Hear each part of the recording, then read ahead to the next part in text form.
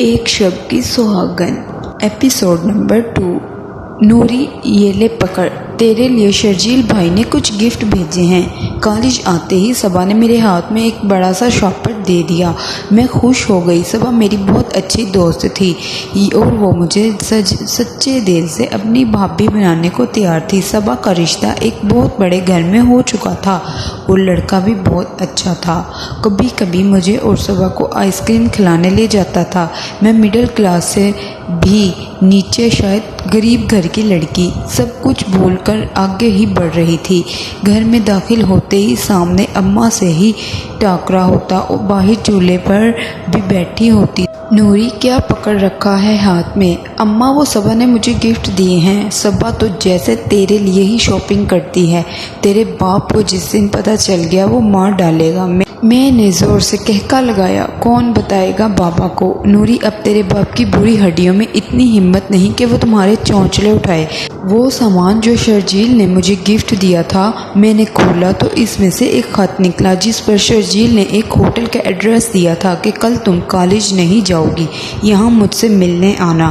میرے تو دل کی دھڑکنیں تیز ہو گئی اور اس نے ساتھ یہ بھی بولا، اگر تم نہ آئی تو میں سمجھوں گا تمہیں مجھ سے پیار نہیں ہے۔ یہ بات سن کر اگلے دن بہت ڈری میں اس ہوٹل کے پاس پہنچی، کیونکہ میں کسی بھی صورت شرجیل کو گنوانا نہیں چاہتی تھی۔ میں اتنی مشکل سے تو کوئی امیر لڑکا ملا تھا، اب تو اس غربت میں تنگ آ چکی تھی۔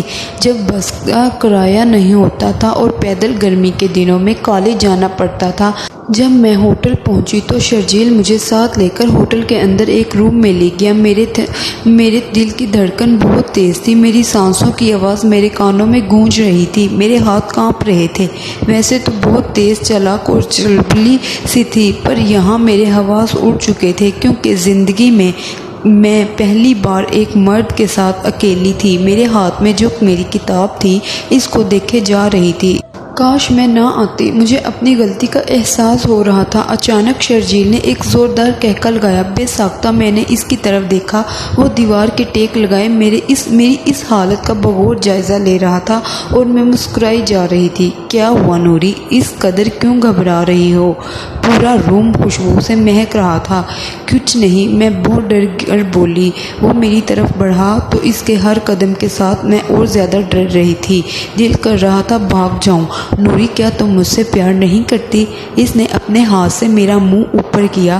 میرے پسینے نکل رہے تھے، میں چپ رہی۔ دیکھو نوری، وہ یہ بولتے ہوئے بیڈ پر میرے ساتھ بیٹھ گیا۔